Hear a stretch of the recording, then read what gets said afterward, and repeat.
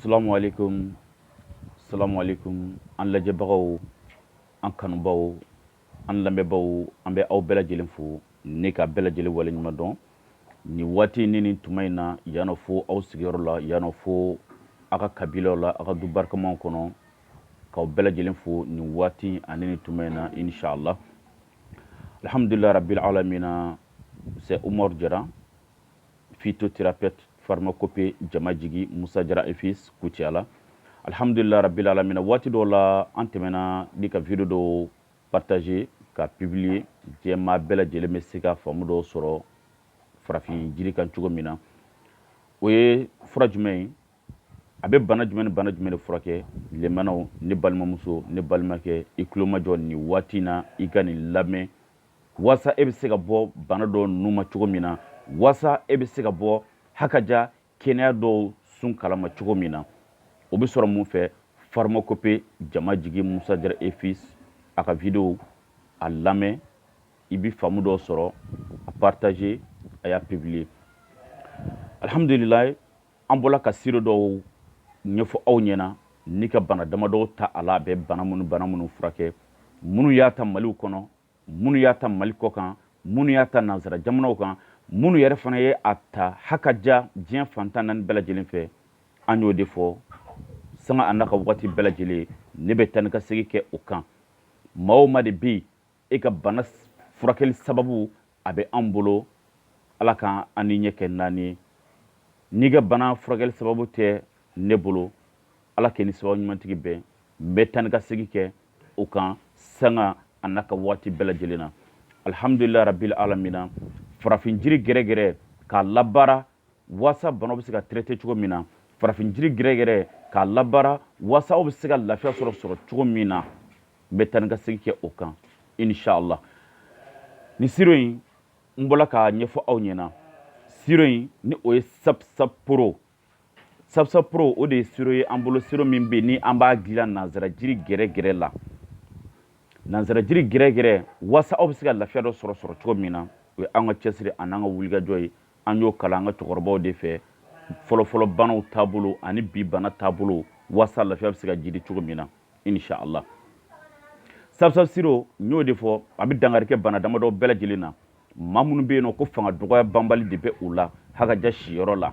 i bɛ taa sɔrɔ fanga dɔgɔya o bɛ sɔrɔ cogo di ni fanga dɔgɔya b'i la i bɛ taa sɔrɔ an lamɛnbaaw ka hakɛ to n bɛ hakɛ to ɲini kɛ aw fɛ kosɛbɛ kosɛbɛ i bɛ taa sɔrɔ dɔw bɛ yen nɔ i bɛ taa sɔrɔ o tɛ se ka mɛn hakaja siyɔrɔ yɛrɛ fana na o fana tɛmɛnen kɔfɛ ka bɔ yen i bɛ taa sɔrɔ fangaba tɛ kɛ u la i bɛ taa sɔrɔ a bɛ sira sɔrɔ nka i bɛ taa sɔrɔ a tigiw yɛrɛ hakililaw ye donc walawalali kosɔn n tɛ fɛ ka n da don a ko tɔw bɛɛ lajɛlen na o fana tɛmɛnen kɔfɛ ka bɔ yen dɔw yɛrɛ de fana bɛ yen nɔ olu ka teli siyɔrɔ la u ka teli siyɔrɔ la cogo di i bɛ taa sɔrɔ dɔw bɛ yen u mana siɲɛ kelen kɛ a banna u tɛ se ka foyi yɛrɛ kɛ bilen o fana sɛwalen kɔfɛ ka bɔ yen nɔ dɔw yɛrɛ fana bɛ yen u tɛ se ka tɛmɛ miniti 3 miniti 4 hakaja miniti 5 normal dunna cɛ yɛrɛ bɛ yen n'i ka kɛnɛ yɛrɛ maximum yɛrɛ o ye jumɛn ye k'a daminɛ miniti 15 ka yɛlɛ fo ka taa se miniti 30 miniti 40 bɔ ɲɔgɔn kɔ cɛ kan ka k'o sɔrɔ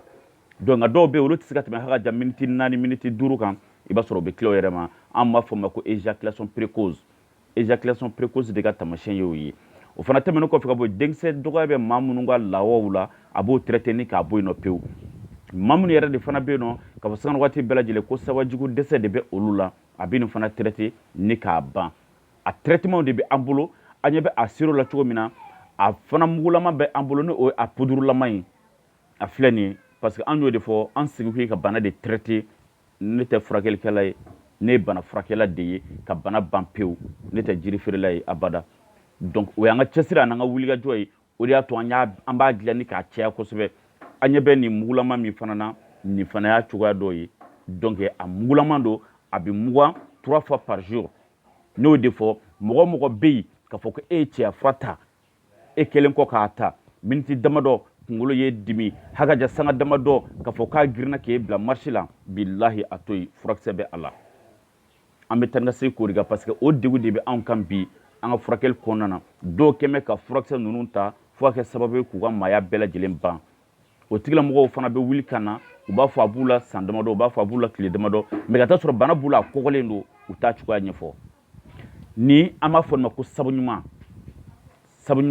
o ye a mugulama ye donc o sabu siro min filɛ nin ye sabu poro in nin bɛ dangari kɛ adamaden pasasiraw ka pasasiraw kɛnɛya nin bɛ dangari kɛ waasa lafiya bɛ se ka jidi cogo min na nin bɛ dangari kɛ cɛyasiralabanaw qualité bɛɛ lajɛlen fɛ fanga dɔgɔya de bɛ e la o e de ka teli siyɔrɔ la o walima sabajugu dɛsɛ de bɛ e la o walima ya fanga bɛɛ la k'a fɔ sanga waati bɛɛ lajɛlen denkisɛ de fanga ka dɔgɔ lawala e ye muso kelen furu i ma den sɔrɔ ka muso fila furu e ma den sɔrɔ i gɛlɛya i ka sabusaporo ɲini sabusaporo mali kɔnɔ a bɛ sɔrɔ yɔrɔ damadɔ dɔrɔn de la n bɛna n da don a la ka kumabaw fɔ maaw ye waasa o bɛ se ka lafiya sɔrɔ cogo min na a kan ka sɔrɔ jamana kɔfɛ cogo minnu fana na n bɛna ɲɛfɔli kɛ olu dɔw la n'a ka d'a la inshallah sabusaporo pharmacopée jamajigi musa jara efis kucala a bɛ an ka pharmacopée ba la yan nɔ segukaw fɛ yen a bɛ yen hakaja maa min bɛ yen ko e fana mago bɛ a la bamakokaw fɛ yen bako jikɔrɔni station ɲantaw o kɔfɛ n ka pharmacopée ba dɔ fana bɛ yen i gɛlɛya ka wuli i ka se bamako n'a tegundugu bɛɛ lajɛlen maa ma bɛ yen n'i mago bɛ a la Abidjan fana a bɛ sɔrɔ Côte d'Ivoire a bɛ sɔrɔ n bɛ tila ka adresse bɛɛ lajɛlen di k'a bɛɛ lajɛlen ka numéro di donc maa ma bɛ yen n'i mago bɛ nin na i bɛ weleli kɛ i kan k'a sɔrɔ lafiya la cogo min na Mali kɔnɔ o bɛ ɲɛfɔ e ye e kan k'a sɔrɔ lafiya la cogo min na jamana kɔ kan o bɛ ɲɛfɔ e ye e kan k'a sɔrɔ cogo min na lafiya kɔnɔna na hakaja nanzara jamana ninnu bɛɛ lajɛlen na o bɛ ɲɛfɔ e ɲɛna waasa kɛnɛya ka sabati waasa an bɛ se ka bɔ kalo bolo ma ni ka tugu tiɲɛ kɔ cogo min na waasa an bɛ se ka kalo in bila cogo min ni ka tiɲɛ labaara n y'a jateminɛ bi fɔlɔfɔlɔ maakɔrɔbaw olu tun tɛ nin banajugu ninnu si dɔn nka bi denmisɛnnin san 15 san 20 i bɛ taa sɔrɔ olu de ɲɛsinnen don hakaja cɛya fura siraw ma donc mun dɔ don an ka dumunikɛtaw mun dɔ don o fana sagolen kɔfɛ ka bɔ yen an jannen tɛ an ka kɛnɛya la fɔlɔ maakɔrɔbaw olu tun hakili tolen bɛ u ka jiriw de la u ka laadala jiriw la waasa kɛnɛya ka sabati cogo min na nka bi n'i y'a jateminɛ anw jannen tɛ an ka kɛnɛya hukumu kɔnɔna na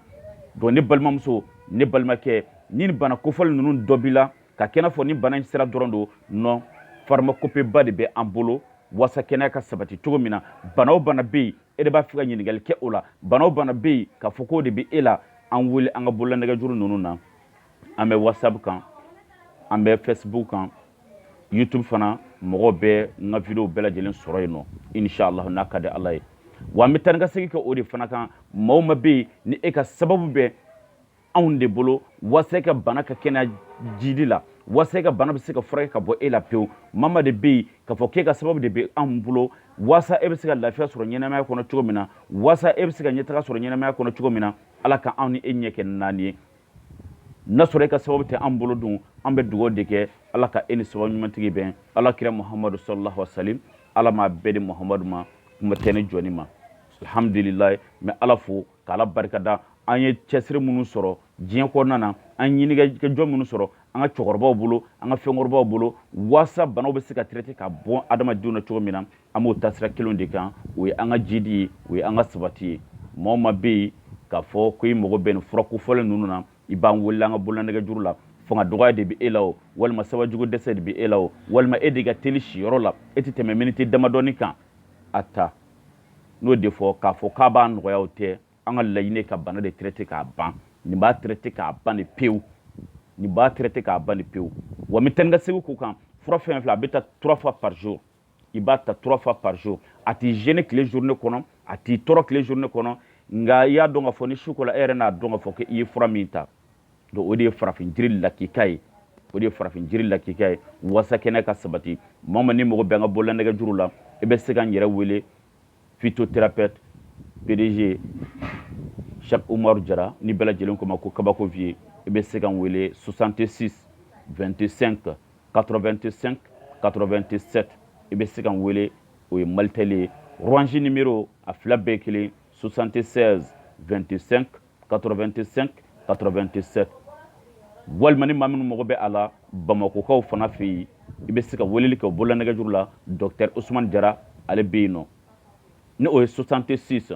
28 16 95 walima 66 19 19 2022 weleli kɛ wasa kɛnɛ ka sabati weleli kɛ wasa jidi ka sabati mama de be wa kɛnɛ sababu be an bolo ala k'an ɲɛ kɛ nadi ni ka kɛnɛ sababu tɛ an bolo ala k'i sababu ɲumantigi bɛɛ an b'a fɔ assalamu alaikum wa rahmatullahi ta'ala wa barakatuhu ala ka kɛnɛya ala ka jidi jamana ala ka basigi assalamu alaikum